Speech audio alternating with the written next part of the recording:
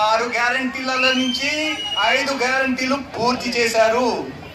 Election code కాగానే 2 లక్షల రూపాయల రుణమాఫీ కూడా చేస్తారని రేవంత్ అన్న గారు చెప్పారు.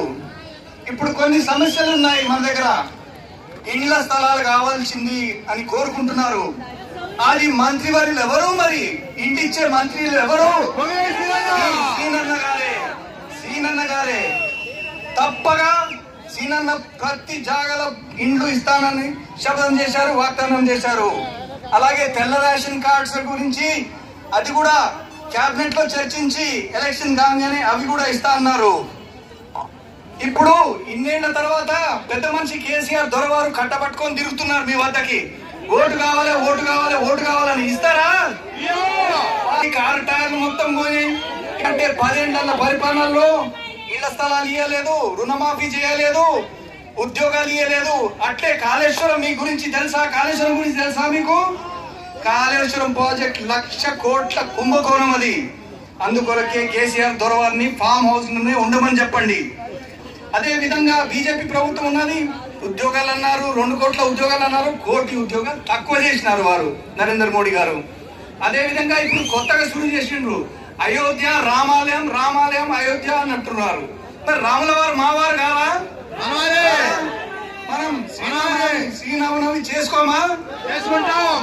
అందుకొరకే దయచేసి మీ అందరితో విజ్ఞప్తి చేస్తున్నాను, ఈ 2 పార్టీలతో మనకు అవసరం లేదు. ఒక్క అవకాశం ఇవ్వండి, ఖమ్మం జిల్లాకు సేవ చేయడానికి అవకాశం ఇవ్వండి. మాటలు కాదు, చేతిలో చేసి చూపిస్తానని మీ అందరికీ ఎర్రటిని ఎండ నుంచి అందరికీ శిరస వంచి నమస్కారాలు చెప్తూ నేను సెలవు తీసుకుంటున్నాను. వ్యయ ప్రయాసాలకు లోనై కష్టాల్లో ఉన్నప్పుడు మీరందరూ కూడా మా వెన్నుదన్నుగా ఉండి నన్ను మీ ఆడపడుచులాగా భావించి మేము మీకున్నాం అనేసి మరి ఎంతో అటు పక్క చూస్తేనేమో ధన బలం, అధికార బలం, మరి ఎవరన్నా ప్రశ్నిస్తే మరి వాళ్ళ మీద అక్రమ కేసులు పెట్టి అరెస్టులు చేయిస్తున్నా కూడా మీరెవ్వరూ భయపడకుండా మాకు ప్రజాబలమే గొప్పది అని ఒక మహిళనైనా సరే నన్ను నమ్మి నా మీద విశ్వాసం ఉంచి మీరు నన్ను అత్యధిక మెజార్టీతో ఎమ్మెల్యే చేసినందుకు మీ అందరికీ కూడా మరి పేరు పేరున కృతజ్ఞత తెలియజేసుకుంటున్నాను. అలాగే మరి మనకి దొరల పాలన వద్దు, ప్రజా పాలన కావాలి, మళ్ళీ ఇందిరమ్మ రాజ్యం రావాలి అని మీరు కృత నిశ్చయంతో ముందడుగు వేసి ఒక మీ ఓటుతోటి వాళ్ళని బీఆర్ఎస్ పార్టీని కోలుకోలేని దెబ్బకొట్టారు. మరి ఇంకొకసారి వాళ్ళు తిరిగి లేవకుండా ఆ పార్టీని భూస్థాపితం చేశారు. కనుక మీ అందరికీ కూడా మీ అందరి అభీష్టం మేరకు మన రేవంత్ రెడ్డి గారి ఆధ్వర్యంలో కాంగ్రెస్ ప్రభుత్వం ఏర్పాటైనా ఈ 4 నెలల్లోనే మరి మనం ప్రకటించిన 6 గ్యారెంటీల్లో భాగంగా 4 గ్యారెంటీలు అమలు చేస్తున్నాం. మీ అందరికీ తెలుసు, మన అక్క చెల్లెలందరూ బస్సుల్లో ఈ రోజు టికెట్ కూడా ప్రయాణం చేస్తున్నారు, అవునా కాదా? అలాగే 0 కరెంట్ బిల్ వచ్చిందా లేదా? గ్యాస్ కూడా 500 రూపాయలే. ఎలక్షన్ కోడ్ వల్ల తాత్కాలికంగా ఆపేసిన మరి రైతు రుణమాఫీ కానీ, ఇందిరమ్మ ఇల్లు కానీ ఖచ్చితంగా ఆగస్టు ఎలక్షన్ కోడ్ అయినాక ఆగస్టులో ఖచ్చితంగా అమలు చేస్తామని మీ అందరికీ హామీ ఇస్తున్నాను. మనం చేస్తున్న అభివృద్ధి పనులు చూసి ఓర్చుకోలేక, తట్టుకోలేక మరి ప్రతిపక్ష నాయకులు కొంతమంది బురద చల్లే ప్రయత్నం చేస్తున్నారు. ఇది ఎలా ఉందంటే దొంగే దొంగ దొంగ అని మన మీద అరుస్తున్నట్టుంది. మరి వాళ్ళని మనం తిప్పికొట్టి ఖచ్చితంగా ఒక ఓటు కూడా అడ్డుకోకుండా మరి మన ఎంపీ అభ్యర్థి గారిని రామసహాయం రఘురామరెడ్డి గారిని అత్యధిక మెజార్టీతో గెలిపించాలని మీ అందరికీ సవినయంగా మనవి చేస్తున్నాను.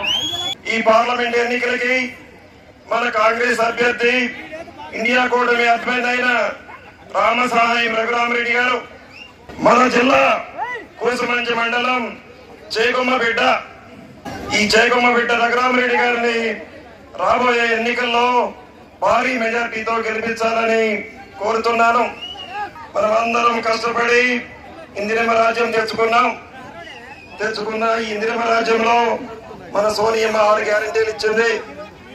ఇచ్చిన మాట ప్రకారంగా కాంగ్రెస్ మాట అంటే తప్పుకోదు. మాటల ప్రభుత్వం కాదు, చేతల ప్రభుత్వం అని మీకు అందరికీ తెలుసు. మన పేద ప్రజలకు, ఎస్సీలకు, ఎస్టీలకు అందరికీ కూడా 6 లక్షలతోటి ఇందిరమ్మ ఇల్లు ఇవ్వటం జరుగుద్ది. ఇంకో విషయం అన్నా, గత ప్రభుత్వం 5 సంవత్సరాల నుంచి మనకి కొత్త రేషన్ కార్డులు, కొత్త పెన్షన్లు మీ అందరికీ తెలుసన్నా. తప్పకుండా బీఆర్ఎస్ ప్రభుత్వం మన అందరినీ మోసం చేసింది తెలుసు. మీ సీనన్న సంగతి మీకు అందరికీ తెలుసు. మాట ఇస్తే తప్పకోడు, మడిమ తిప్పడు. తప్పకుండా ప్రతి పేదవారికి రేషన్ కార్డులు కానివ్వండి, పెన్షన్లు కానివ్వండి ఇచ్చే బాధ్యత. ఇక్కడ 3 రథసారులు ఉన్నారు ఈ జిల్లాలో. 3 రథసారులు జిల్లాని అభివృద్ధి పథకంలో నడిపే విధంగా ప్రతి ఒక్క అన్నకి, ప్రతి ఒక్క అక్కకి కూడా ఇచ్చిన ప్రతి గ్యారంటీని కూడా తీర్చిదిద్దులో ముందుంటారని మీకు తెలియజేస్తున్నాను. అన్ని గ్యారంటీలు పార్టీలు అతీతంగా, ఈ పార్టీ ఆ పార్టీ అని లేదు. బీఆర్ఎస్ లో ఉన్నప్పుడు మా కండవా కప్పుకుంటే పథకం ఇస్తామని చెప్పేవాళ్ళు. అలాంటి ప్రభుత్వం మన ఇందిరమ్మ రాజ్యం కాదన్నా. ప్రతి పేదవాడికి, అర్హులైన ప్రతి పేదవాడికి అన్ని పథకాలు అందుతాయి అని చెప్పండి. బీఆర్ఎస్ పార్టీ బంగాళాఖాతంలో కలిసిపోయిందన్నా. ఇక బీఆర్ఎస్ పార్టీ లేదు, మీకు అందరికీ తెలుసు. 13వ తారీఖు తర్వాత బీఆర్ఎస్ నాయకుడు ఎవరు రోడ్డు మీద మన జిల్లాలో కనపడరన్నా. మీ బిడ్డ రఘురామరెడ్డి గారిని భారీ మెజార్టీతో గెలిపించి పార్లమెంట్ కి పంపిస్తే మన అధినాయకుడైన రాహుల్ గాంధీ గారు ప్రధానమంత్రి కాబోతున్నారు. బీఆర్ఎస్ పార్టీయే లేదు.